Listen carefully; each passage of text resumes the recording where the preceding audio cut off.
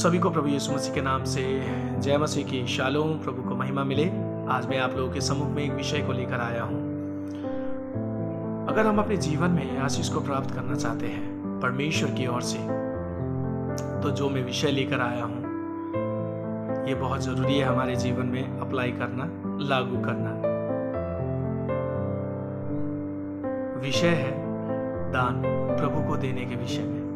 जी हाँ, प्रभु को देने के विषय में मैं बात करने वाला हूँ। दान बहुत महत्वपूर्ण रखता है मेरे प्रिय। वचन इस प्रकार से कहता है बाइबल में, लेने से अच्छा देना असल है। Praise the Lord. परमेश्वर को देना बहुत असल है। और एक कहानी के साथ मैं आज की शुरुआत करूंगा। एक बहन सुबह उठती है, उन्हें एक इंटरव्यू में जाना होता है, तैयार होती है और इंटरव्यू के लिए निकल जाती है।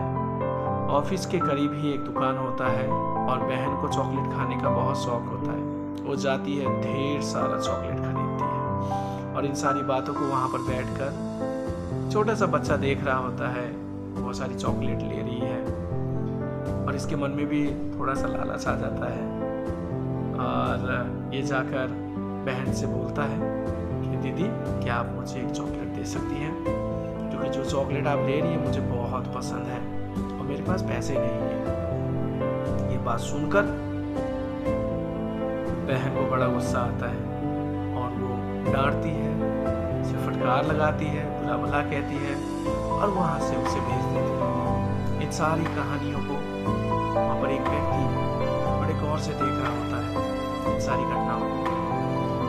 बहन अपने पर्स में सारा चॉकलेट रखती है और अपने इंटरव्यू के लिए जाती है और उस जब कंपनी में जाती है, ऑफिस में जाती है, तो अपने फाइल को रिसेप्शन में देती है और उनका जो इंटरव्यू लेने वाला होता है, उनका बॉस होता है, मालिक होता है कंपनी का, और उसके बाद अंदर से बुलावा आता है कि भेज दो। बहन जैसे ही उस कैबिन में पहुंचती है जहाँ पर इंटरव्यू होना होता है, जहाँ पर बॉस बैठे होते हैं, बॉस सिर्फ फाइल को पलटते हैं और बंद कर देते हैं और बैठने के लिए भी नहीं कहते। वो बहन जस्ट आके खड़ी हुई होती है, उनके हाथ में वो फाइल दे देते हैं और कहते हैं कि you are fail and rejected.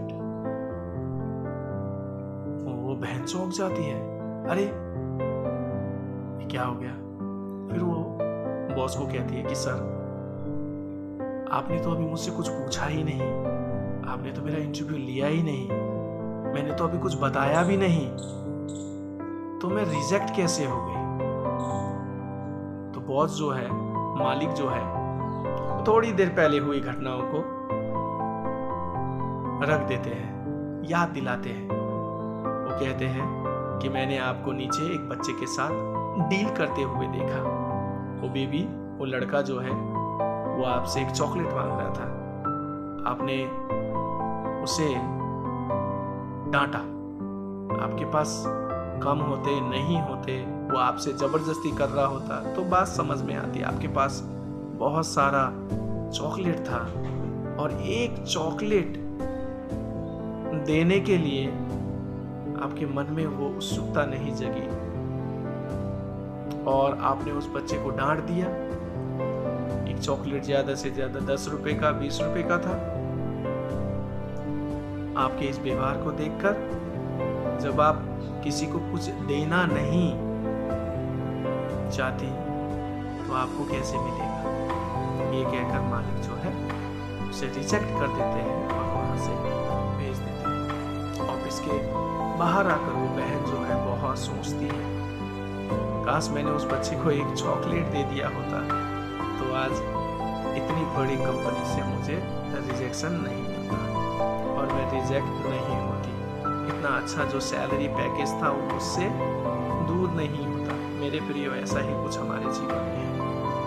अगर हम परमेश्वर से प्रेम नहीं करते या परमेश्वर को परमेश्वर का हिस्सा नहीं देते तो हम भी अपने जीवन में आशीष को प्राप्त नहीं कर पाएंगे। इसका मतलब ये नहीं है कि परमेश्वर हमसे, हमारे पैसों से प्रेम करता है, हमारे संपत्ति से प्रेम करता है ना, हमारे सैलरी से प्रेम करता है, हमारे इनकमों से प्रेम करता है, हमारे पैसों से प्रेम करता है। नहीं, वो हमसे प्रेम करता है और हमारे मन को वो जांचना चाहता है। मेरे प्रियो, एक साल में 12 महीने होते हैं, एक साल में 365 दिन होते हैं, एक साल में 52 सप्ताह होता है, एक साल में 8,760 घंटे होते, एक साल में 3,15,36,000 सेकेंड होते हैं और एक साल में 5,25,600 मिनट होते हैं।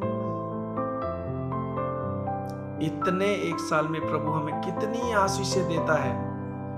हमारे कमाई में आशीषित देता है, हमारे शरीर में आशीषित देता है, हमें स्वस्थ रखता है, हमारे जरूरत की चीजों को पूरा करता है, हमारे परिवार को, हमारे बच्चों को, हमारे आने जाने में परमेश्वर रक्षा रखवाली करता है।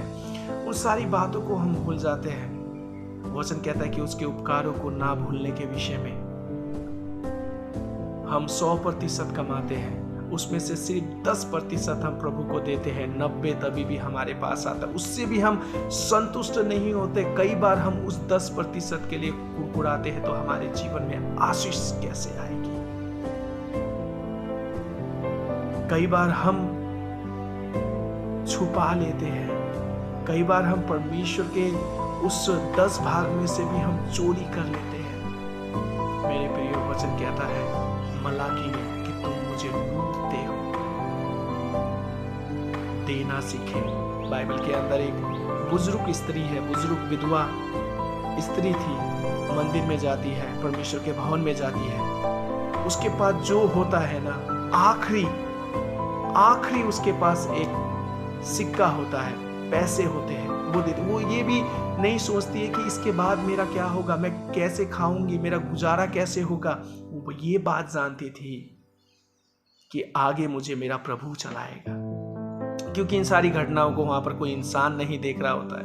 जब आप बाइबल पढ़ेंगे इस बात को पाएंगे, और वहां पर वचन इस प्रकार से कहता है कि इन सारी बातों को प्रभु यीशु मसीह देख रहा होता है। और यीशु मसीह चेले से कहती है कि यहाँ पर जितने लोग दे रहे हैं अपनी बढ़ती में से दे रहे हैं, लेकिन इस स्त्री ने अपने घटी में से दिया है। Praise the Lord. प्रभु कितना महान है। यहाँ पर वचन कहता है कि उसने अपने घटी में से दिखाया। देखिए यहाँ पर कैसे प्रभु यीशु मसीह देख रहे हैं, उसकी घटियों को भी देख रहे हैं। अब आगे कौन चलाएगा? आगे परमेश्वर चलाएगा, आगे प्रभु यीशु मसीह चलाएगा। हम प्रभु को देना सीखें। जब हम प्रभु को देना सीखते हैं तो हमारी मन कैसा है वो पता चलता है, हमारा संबंध परमेश्वर के साथ कैसा है पता चलता है। मेरे प्रियो, हम ना कुड़कुड़ाए कभी भी।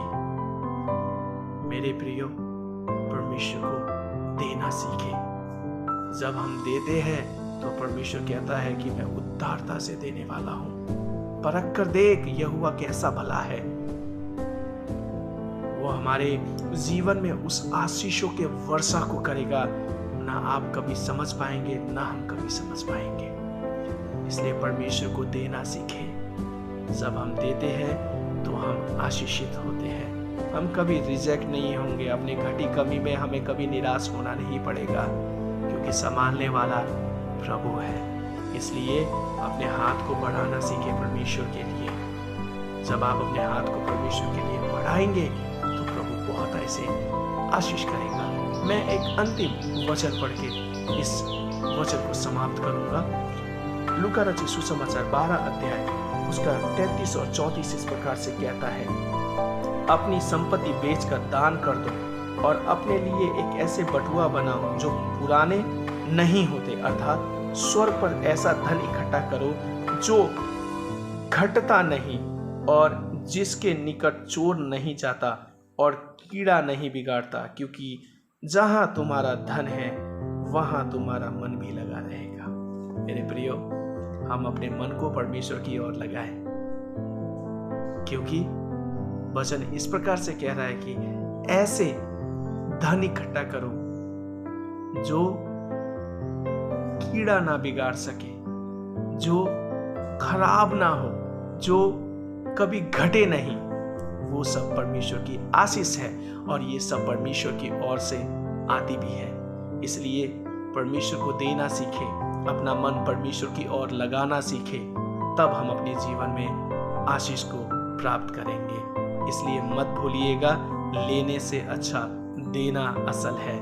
और हम किसी इंसान को नहीं दे रहे हैं, हम प्रभु को दे रहे हैं और वो आशीष के ऐसे झरोकों को खोल के रख देगा, हमें समझ में भी नहीं आएगा। इस वचन के द्वारा आप सभी को प्रभु बहुत ऐसी आशीष दे। शालोम, जय मसीह की।